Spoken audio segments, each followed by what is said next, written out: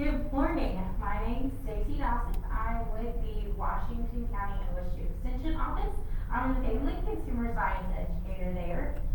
Today I'm going to be visiting with you on sharing your family and your family history through food. We're going to talk about the benefits of that and ways that we can get back to eating at the table, and just how to make our meal times important again. So when you think about it, memories, whether they're good or bad memories, are often tied to food.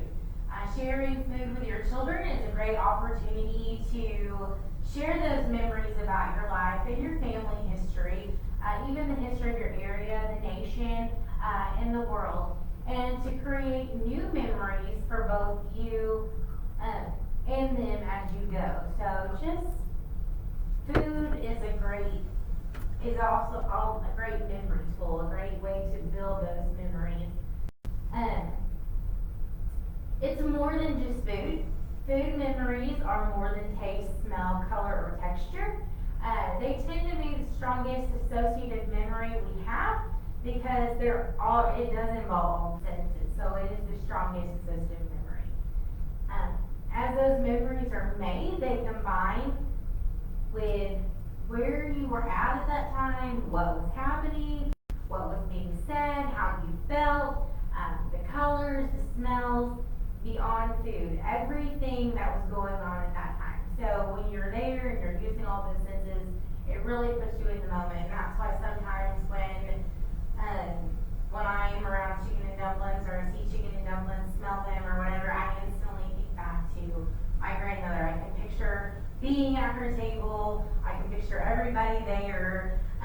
So because of that, because it involves all of your senses, it gives you that sense of everything that was going on at that time, and it can really help you with how you feel about a memory.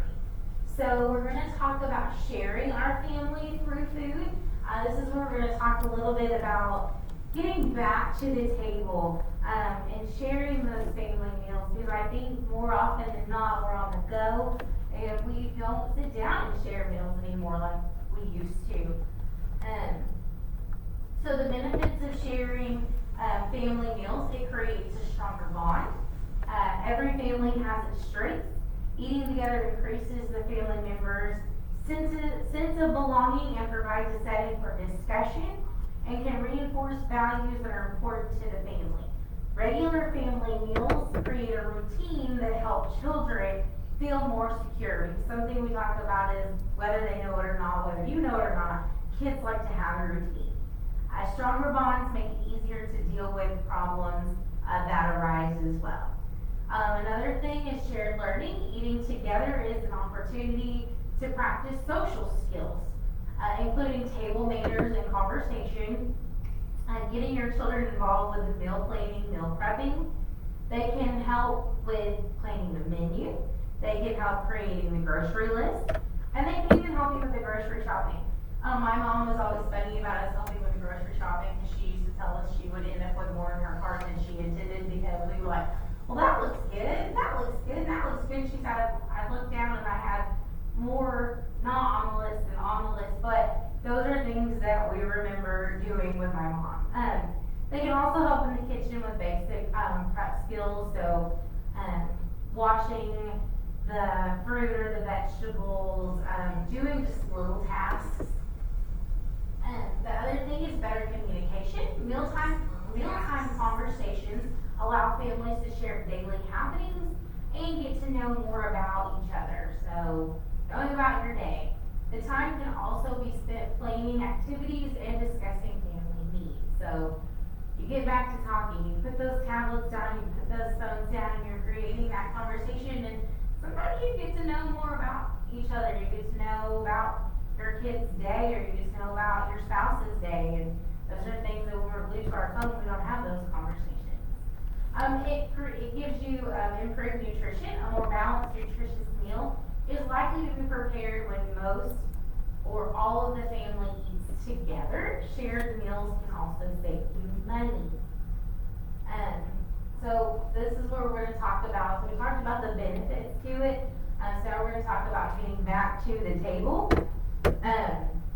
Make eating together a priority. Yes, we're busy, we're all busy, but even your family has to eat happy. The benefits of sharing meals and conversation outweigh your scheduling conflict. So by getting together should be more important than whatever schedule there is. Make time for it. So important and so beneficial. Be creative and flexible about when and where you eat. Family meals can be shared at home, at a restaurant, in a park, or near a playing field. So like if your kids have got baseball or something, have a picnic, eat at the field. Set you up a little blanket and just enjoy your meal there. Simply eat with your children whenever possible, even if it isn't every day. So I'm not telling you this has to be an everyday thing, but don't miss those opportunities. However that may look. Like I said, it may be fast food and maybe fast food on the way to a ball game. It's not really ideal, but hey, if you take the time to have a meal with your kids, that's what we have to do. Make mealtime pleasant. Eliminate distractions by turning off your TV and your cell phones. Don't eat in front of the TV. Take a moment to practice mindful eating by using all 5 of your senses when you eat and taking time to slow down and enjoy every bite. Start conversations around the food. What stands out about the food? How does it feel? What sound does it make? How would you describe the smell before you chew? What's the first thing you taste? So just asking some of those questions, talking about the meal. Practice making positive comments, taking turns talking and listening without interruption, and postpone negative conversations until another time. The dinner table may not be the best place for that. Like we don't want the dinner table to be associated with those negative moments, and so there may be a better time to address those. If children ask why manners matter, remind them that good manners are a way of showing respect to others, and practicing at home builds the confidence for social situations outside of the home. Serve a variety of foods. Consider family preferences and my plate when planning meals. Aim to include as many food groups as possible during each meal, and try to include a variety of foods every day. Many children need encouragement to try new foods because a lot of times they're very hesitant. If they don't know what it is or it doesn't look right to them, they're not going to try it. A small bite may be all that they want the first time, just to taste it, especially if it's unfamiliar with them. But don't force them to eat something new. Don't force it down them because then you're never going to get able to like it. Continue to offer this new food and let them decide whether they like it. Let them build into it. Because like I said, if you force a food on a child, chances are they're never going to learn to like it because they didn't like it and then you forced them, so now they're like, no, I don't want that anymore. So serve a variety, let them decide, share those experiences with them. Again, that goes back to asking the questions like, what did you feel about this? How did it taste? What was the texture? Different things like that. Keep your meals simple and easy. Enjoying a simple meal together creates long-lasting memories. Consider using a crockery cooker or a soup or stew-based meal that can be ready to eat with a family. When the family is, so like I said, if you're running in a bunch of different directions, just have something like, my mom's a crock pot person because she can throw it in there and it will cook and it will stay warm and we can eat when we're ready. Because this time of year, when the sun's out longer, we're out of the farm longer, there's a lot of stuff going on. So look for recipes like lasagna that have that can be doubled, and put the second pan in the freezer for later. That saves you time too. Involve everyone. Giving each person a task for each meal helps the family members learn how to put a meal together.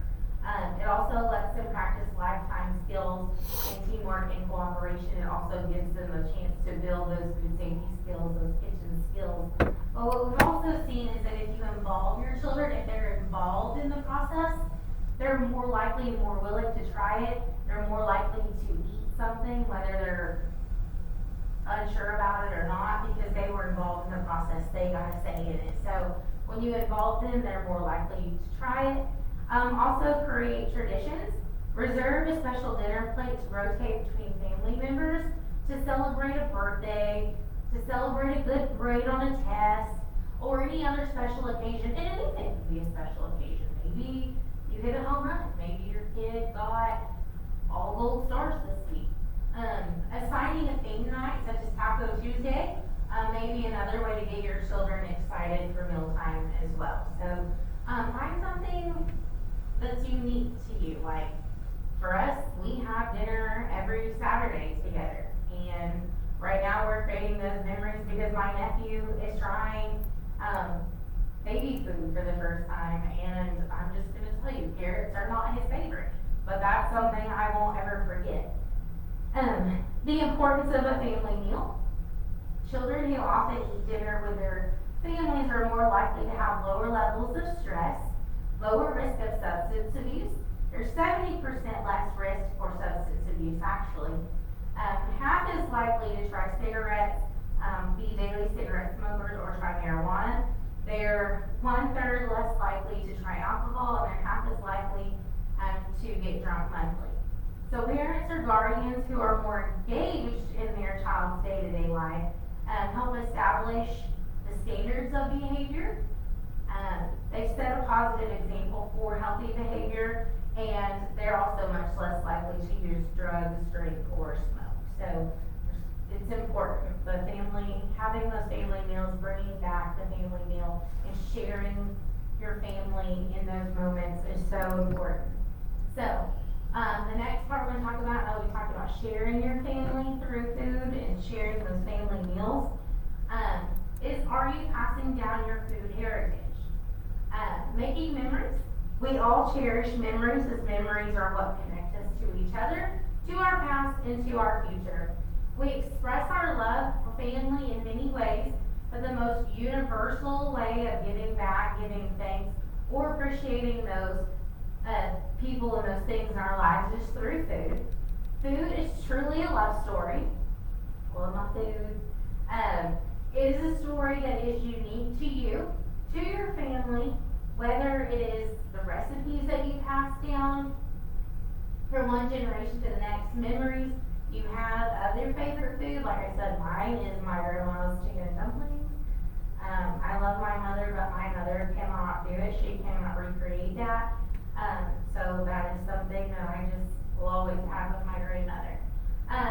Or special family meal memories. We are comforted by traditions that connect us to our family. So food is, like it says, food is our love story because it connects us in a lot of different ways. Family mealtime. It's important for families to share meals together, like we just talked about. Eating together makes family mealtime a tradition worth doing as often as possible.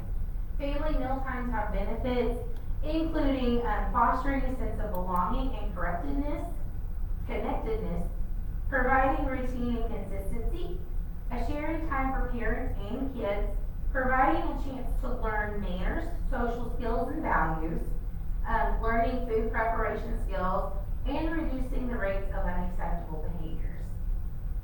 The kitchen has been the focal point of homes for generations, and it can continue to be a pivotal point by making family mealtime important by sharing your family's food heritage.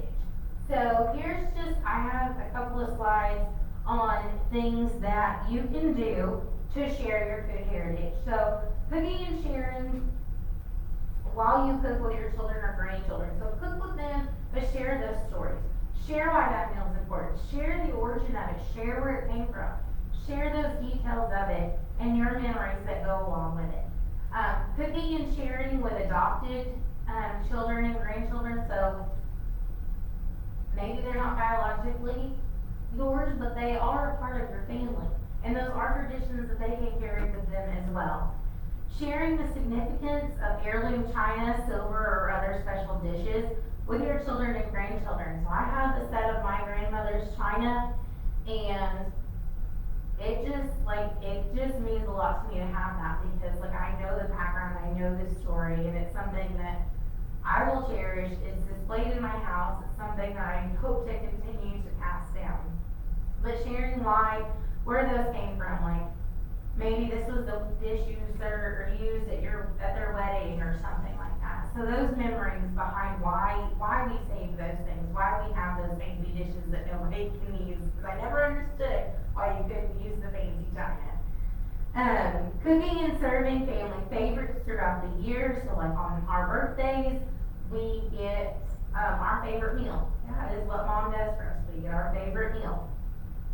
Creating a favorite family recipe scrapbook. So we have something similar to that. We took both my grandmothers, we took both of their recipe boxes and we put them together and we put them in little books. And the grandkids got them, and so now we have all of the recipes that my grandmothers had. So we got to do that. The family keepsake cookbook, which is more or less what we have. Creating a family calendar that includes recipes for special foods for special days and special holidays. So if there's a certain food that you make on a certain holiday, put that recipe on your calendar. So like maybe you have a certain way that you bake your turkey, or maybe there's a certain type of bread that you make, or something like that for your specific holiday. And just write that down in the calendar. Make that part of your calendar. Making unique, personalized family placemats. Those are always kind of fun. Creating a memory tablecloth to be used on special occasions. So maybe that's where you have your kids or your grandkids or the whole family put their handprint on the tablecloth and you pull it out on special occasions. Or maybe if you're in a sewing family, that's not me, but maybe you're in a sewing family and everybody sewed a block and you sewed the block together to make a table runner or something like that. Participating in oral history projects and audio or videotapes. Visiting the family members and sharing a food memory story across generations. So having, starting with all the generations that are there, have them share a food memory, have them share a food story with you. Attending family reunions and providing special family foods and recipes. Corresponding with family members by letter, email, Facebook, phone calls, and family newsletters. And doing a family recipe change. So I'm really bad, like when there's a recipe I want to try, but maybe I don't want to cook it, and I see it on Facebook, I'll send it to my mom and be like, hey, we should try this. And when I say we, I usually mean her. So I'm like, if I wanted to make it, I wouldn't send it to you. Some of them we do, some of them we don't. Writing in a diary or journal and documenting your favorite foods, favorite food stories, and memories. Sometimes writing things down also is another way to store it in your memory, but that also helps you as you go along. That's a great way to pass that down too, having a journal that you can just pass down as well. Observing special traditions at holidays, including food served, decorations, and more. And creating your own family special traditions that your children can pass down to the next generation. So it doesn't have to be all past things. It doesn't have to be all things that are from the past. There are things that you can start now that can continue on to the future. So don't just think about past memories, think about the future memories that you're going to have as well. So we talked a lot about cooking with children, involving your children, involving the whole family. There's a little thing about creating food memories with children. Do activities that involve food and do it together. So talk together. Talk about what you're having for dinner. Decide together. Let them be a part of that decision-making process of what we're going to have. I wouldn't give them free reign on it. Be like, I have penne noodles or I have shell noodles, which do you prefer? But let them be a part of the decision-making process. Cook and prepare the food together. Give them age-appropriate tasks to do, but like I said, let them be involved in the cooking process. Share that meal together. Eat it together. Buy your food together. Let them go grocery shopping. But let them have the list so that they stick to the list and they're not doing what I did when I was little and all of a sudden mom has a buggy full of random things. And then clean up together. They need to be a part of the cleanup process too. Like you make the mess, you help make the mess, you clean it up. But like I said, if they're involved in these steps, if you're doing it together, they're more likely to enjoy it, they're more likely to remember it, and if there's maybe something they're not sure about, they're more likely to try it because they got to be a part of that process. and then make it a fun, positive experience. Here's just a little chart, for age-appropriate cooking skills. And it's just, like from 2 years old, there are some things that they can do. 3, 4, 5, these are just some things that they should be able to do at that age that are age appropriate for them, so that they can still be involved even at a younger age before we let them run loose with a knife or kitchen shears or something like that. So that's just a little table, that you guys can kind of review, be like, okay, this is how my kids or my grandkids can help, in a safe, age appropriate way. The importance of sharing your food heritage. It's important to pass down your family's food heritage. Many people feel that their family recipes are among the most valuable belongings that they can pass on to the next generation and can inherit from previous generations. My grandmother's recipes are some of the most important things to me that I own, and if I ever lose that book, it's going to crush me. So that is important. It is valuable to me, and that would be one of the things that that I would hate to lose. Your family's heritage is rich and full of flavor. Your family food specialties and special traditions that started many generations ago can continue to grow richer over the years as each generation has added their own special touch and their part to that history.